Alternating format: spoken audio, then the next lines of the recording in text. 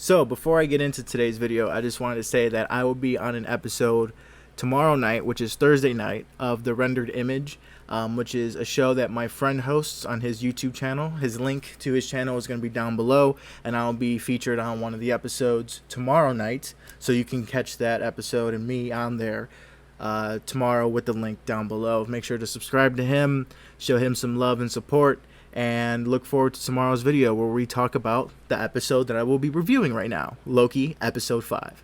So if you want more in-depth shenanigans about theories, thoughts, reactions to the episode, all of it would probably be over there in thorough detail since I'm bouncing off of someone. Other than that, please enjoy my episode review of Loki episode 5.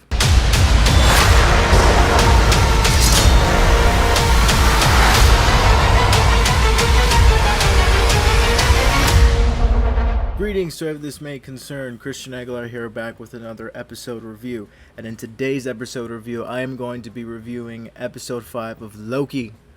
Yeah, one more episode away. I'm not ready for it to end. Okay, so episode 5 of Loki, man.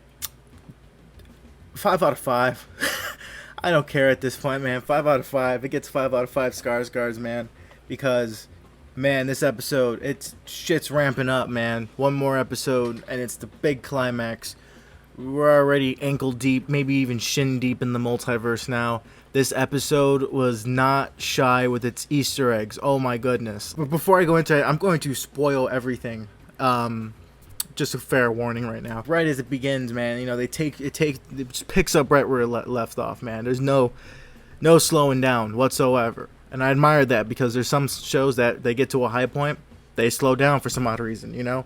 Maybe just to stretch things out. But that's not their plan here.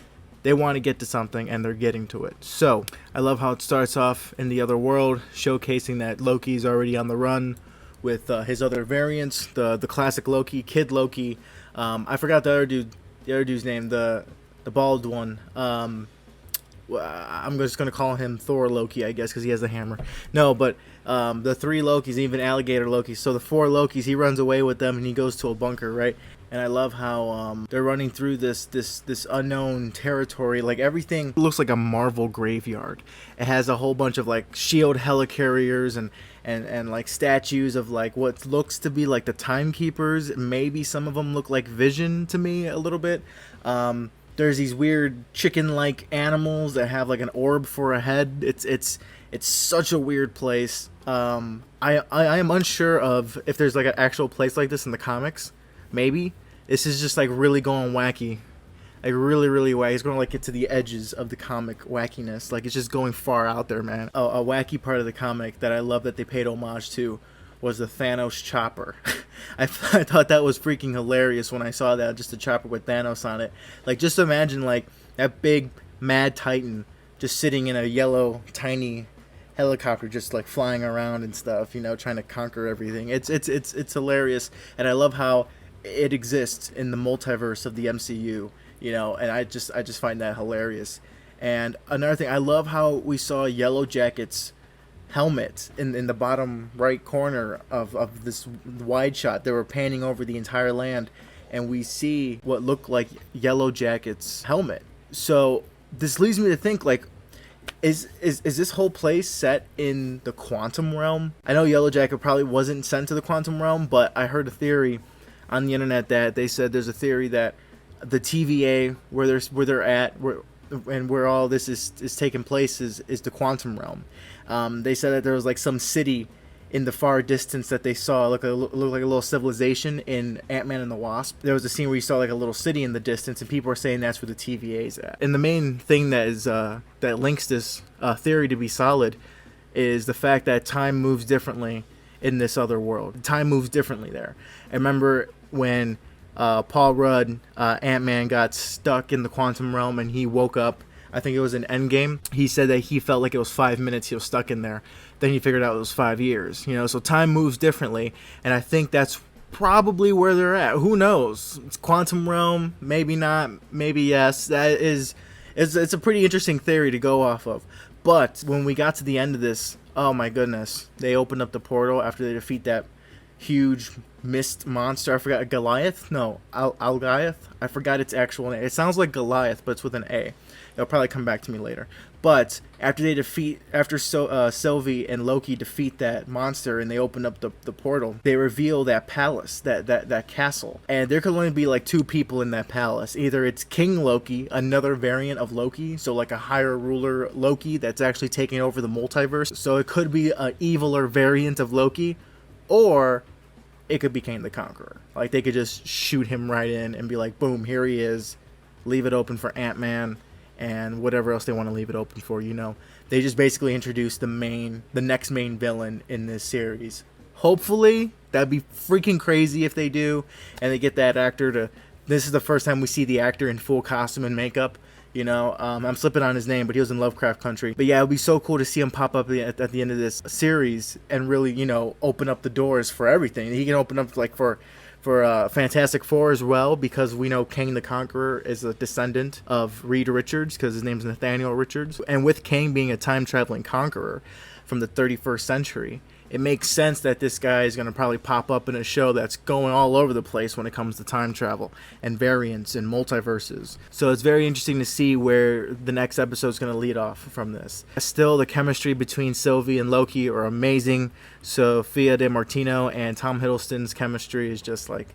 It's great, man. It's just like a match made in heaven. They, you know, it's like the whole will they, won't they type thing. It's cute, it's adorable, it's funny. They build off each other really well, and it's great to see that on screen. The 3 Lokis, I love the 4 Lokis, the alligator one as well. I love their dynamics as well. These guys bounce off each other as well. I hope there's maybe a Marvel one-off of just these 3 and how they met, or just like a downtime between the time they met Loki and the time they met, you know, like some downtime in that underground bunker of them like hanging out. I think that would just be like a fun one-off to do, or something along the lines of that. I feel like a spin-off is probably going to come from one of these guys. Maybe not, but if anything, I would love to see the interactions between these 4 before the time they rescued Loki, you know. It was also interesting to see them go down into the bunker, and they showed us Thor's hammer, Mjolnir. They showed it stuck in the dirt along with a jar. And at first it looked like a miniaturized Thor. So maybe I thought, okay, maybe he used the Pym particles and he shrunk down Thor.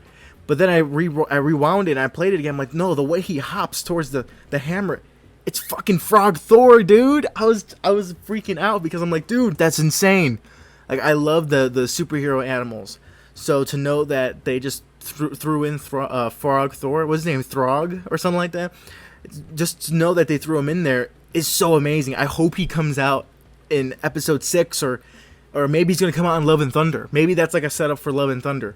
Who knows? Oh, I'm just so excited. They're really embracing the wacky side of the comics, man. There was like really nowhere else to go after the Avengers finally assembled, right? The whole all of them assembled in Endgame. Where else are you going to go from here? You got to get wacky with the multiverse, which makes me 10 times, 11, 100 times more excited for Spider-Man No Way Home, because you know for a fact Andrew and Toby are going to get their asses up on that screen and they are going to sell tickets and everyone is going to be creaming in their pants come December. It is going to be a welcome Christmas gift from Marvel, having all 3 Spider-Mans share the same screen.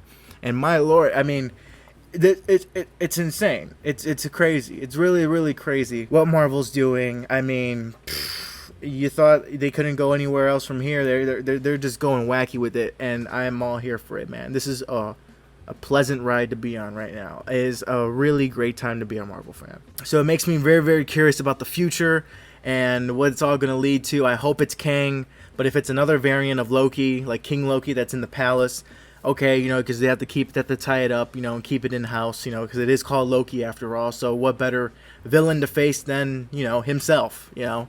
But if it is Kang, holy crap, that'd be so cool. That'd be really, really interesting. And I love the fact that Owen Wilson is not dead. That was my bad. You know, I love thinking about what if, you know, just the what if Mobius was actually dead, and how would Loki, you know, move on forward from here. You know, it would have been so cool to see him kind of like avenge him, but no, Mobius is around, and we need to see him take down the TVA. I wonder what's going to happen with him. I hope he's in the last episode. I hope we get some conclusion with him, because I know he said his goodbye to Loki, but I don't feel like that's the last we're going to see him. Hopefully not. Hopefully we don't have to wait till like 2 years from now when he's in a movie somewhere else. Maybe he's going to be in Spider-Man. I don't know. Maybe so, maybe not. Who knows? Hopefully maybe this is like the spark to Spider-Man, like why all that shenanigans happens in Spider-Man, you know, with Doctor Strange and everything. It'd be so cool. Maybe what if Doctor Strange comes out at the end of this? Oh man, if Doctor Strange came out, and then it set up Spider-Man. But what if we see Wanda and Doctor Strange come out? Oh man, it's too much. I'm just getting overhyped now. But anyway, I do love how they brought back Mobius. It was so cool to see him back driving the pizza truck. Kind of reminded me a little bit of Pizza Planet from Pixar. A little bit, just a tiny bit. And I'm pretty sure it's a subtle homage. But yeah, other than that, man, I just love this episode. This episode was like really fun, 100% fun. Like there's no other way to describe it. And the fact that we got to see President Loki on screen, which was a hilarious treat. All those Lokis fighting each other. It was like a hilarious, fun fight. A hilariously fun fight. And I was all for it, man. It's so cool, man. Classic Loki is such a badass. Classic Loki is such a badass, man. Like, he is one powerful magic user. Which is why he doesn't use daggers. I love his explanation as to why he doesn't prefer daggers. It was just amazing, and to see him conjure up an entire Asgard as an illusion to distract that big behemoth at the end, Elgath. The name has still not came to me, but that was so epic to see him conjure up the entire Asgard palace and cause that distraction. That was his glorious purpose, and for him to sacrifice himself. I felt that, man. That got here, man. And this guy's only been in like what, one episode, the end of the last one, so not even 2 full episodes, and I felt his loss. I'm like, holy crap, dude. Like, wow, that's crazy. When he yelled glorious purpose, that was his purpose. He needed to help Loki and Sylvie get to that palace. So that classic Loki played a hand in saving the universe, not to be too dramatic, but yeah, like that was just so cool to see. I love how they even included the alligator Loki. They included alligator Loki with conversation, so they always cut to him every time there was a reaction from him, and I thought that was hilarious too. So with that being said, fun episode, 5 out of 5. Did you see the episode? What do you think of it? What are your thoughts on how it's going to end, where it's going to go from here? Let me know down below. Like, share, subscribe. Please support if you enjoyed and made it to the end of this video. I always appreciate it. And I'll see you guys in the next one. Take care.